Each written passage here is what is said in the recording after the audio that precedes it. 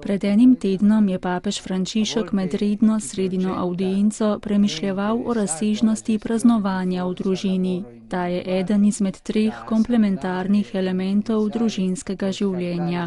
Druga 2 sta delo in molitev. Današnja kateheza je bila tako posvečena delu. Enako kot praznovanje je delo del Božjega stvariteljskega načrta. Navadno se reče, da je delo potrebno za vzdrževanje družine, za vzgojo otrok, za zagotovitev dostojanstvenega življenja svojcem. Najlepše, kar se lahko reče za osebo, ki je resna in poštena, je, da je delavec, torej nekdo, ki dela, nekdo, ki v skupnosti ne živi na račun drugih.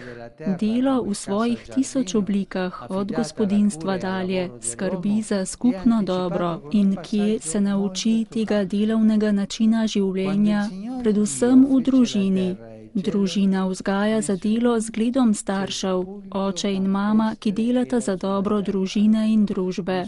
Sveta družina iz Nazareta se v evangeliju kaže kot delavska družina. Jezus sam je imenovan Tesarjev sin ali celo tesar. Tudi sveti Pavel kristjane opominja: kdor noče delati, naj tudi ne je. Papež Frančišek se je pošalil, da je to dober recept za hujšanje. Ne delaš, ne ješ.